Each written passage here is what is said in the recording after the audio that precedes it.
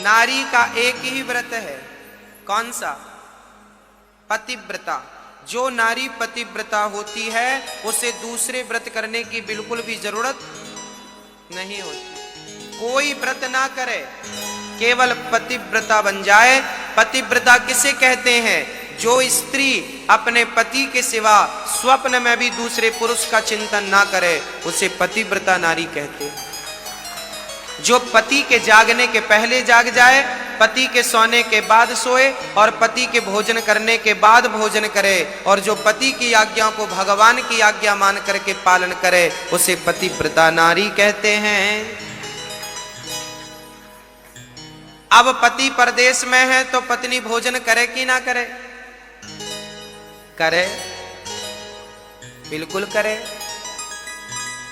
पति परदेश में है तो फिर आप भोजन कर लो। पति भोजन कर लिया होगा।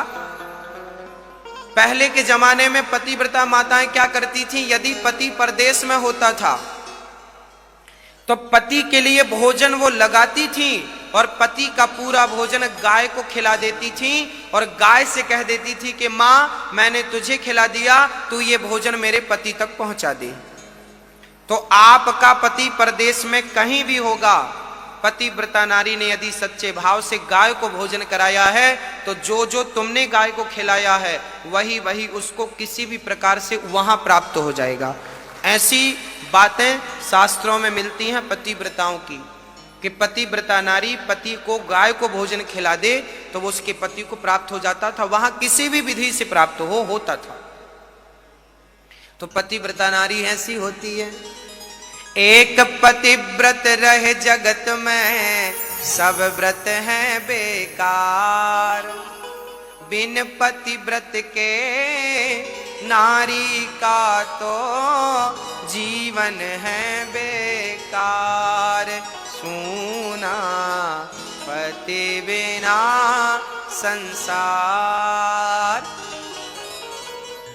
पति ही ब्रह्मा, पति ही विष्णु, पति नरवदाधार।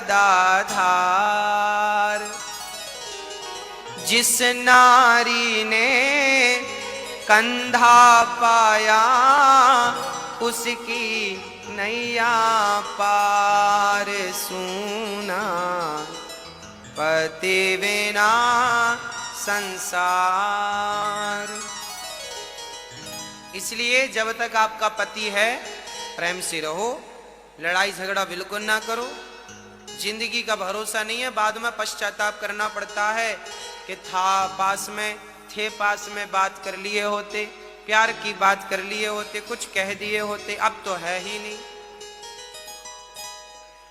इसलिए पत्नियों को अपने पति में ही ईश्वर का दर्शन करना चाहिए, उनकी ही आज्ञा का पालन करना चाहिए। और पति को चाहिए कि पति भी अपने पत्नी से प्रेम करे और पत्नी को पांव की जूती ना समझे, पत्नी को सिर की पगड़ी समझे। नारी कुल की शोभा है, नारी सम्मान है कुल का, इसलिए नारी निंदा ना करो। नारी नर की खान, नारी ने पैदा किए राम कृष्ण हनुमान। नारी ना होती तो राम भी ना होते, नारी ना होती तो कृष्ण भी ना होते, नारी ना होती तो ध्रुव और प्रहलाद भी, विवेकानंद भी, झांसी की रानी भी ना होती। इसलिए माँ बहुत ऊंची चीज है। माँ का सम्मान करो, नारी का सम्मान करो। जो आपकी पत्नी है वो सम्मान के योग्य है, क्योंकि वो आपकी पत्नी तो है पर वो आपके बेटे की माँ है। नारी 4 अवतार 4 रूपों में अवतार लेती है, अर्थात एक ही नारी 4 रूपों में होती है। पहली बेटी, पत्नी, माँ और बहन, 4 रूप होते हैं नारी के। इसलिए दुर्गा जी के 8 हाथ होते हैं, क्योंकि 4 नारियों को मिलाओ तो 8 हाथ हो गए। मतलब हर नारी अष्टभुजाधारी होती है, अर्थात हर नारी दुर्गा होती है, हर स्त्री दुर्गा होती है। एक दुर्गा नहीं, आप सब दुर्गा हो। इसलिए पुरुषों को चाहिए कि नारी का आदर करे, नारी का सम्मान करे। यदि पत्नी का सम्मान होता है तो उस घर में देवी देवताओं का वास होता है। जिस घर की नारी खुश रहती है उस घर में देवी देवता मस्त रहते हैं। और हमारी माताओं से भी निवेदन है, पति कम कमाता है तो शॉपिंग तुम्हें कम करनी चाहिए। पति बेचारा फटी शर्ट पहनता है और मैडम 2000 की साड़ी पहनती है, ये तो गलत है। नारी को भी अपने पति की सिचुएशन देखनी चाहिए, स्थिति देखनी चाहिए। नारी पति के सुख में सुखी रहे और पति के दुख में दुखी हो जाए। पति ही उसका जीवन है।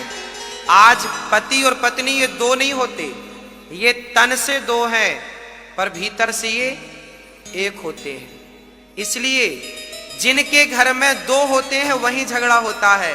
जो पति पत्नी मिलके एक हो जाते हैं तो एक से थोड़ी झगड़ा होता है, झगड़ा दो से होता है। तो आप पति पत्नी अभी मिलके एक हो नहीं पाए, इसलिए झगड़े हो रहे हैं। जो अभी दो हैं वहां झगड़ा है, जो एक हो जाएंगे फिर झगड़ा नहीं होगा। इसलिए कहते हैं एक हो जाओ।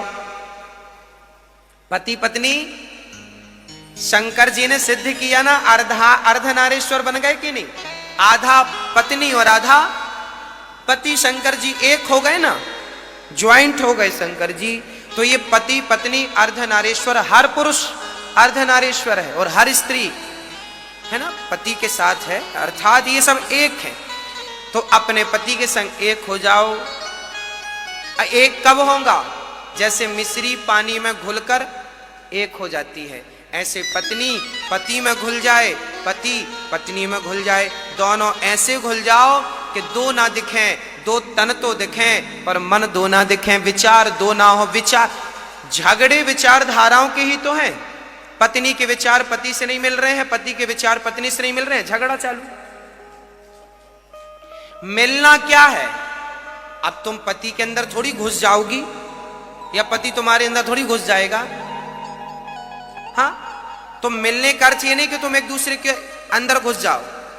मिलने का अर्थ ये है कि पत्नी की विचारधारा पति समझ ले और पति पत्नी की विचारधारा पति, पति की विचारधारा, मतलब तुम दोनों की विचारधाराएं दो ना हो, एक हो।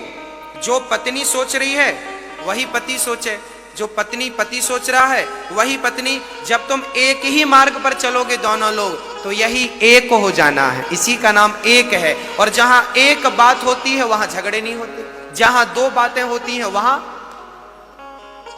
झगड़े होते हैं। तो मेरी मैया पति से मिलकर एक हो जाओगी और पति देवता पत्नी से मिलकर एक हो जाएंगे। एक हो जाएंगे तो झंझट मिट जाएगी। तो गृहस्थी भी आपकी अच्छी होनी चाहिए, सुखमय होनी चाहिए, रोता हुआ जीवन नहीं होना चाहिए, हंसता मुस्कुराता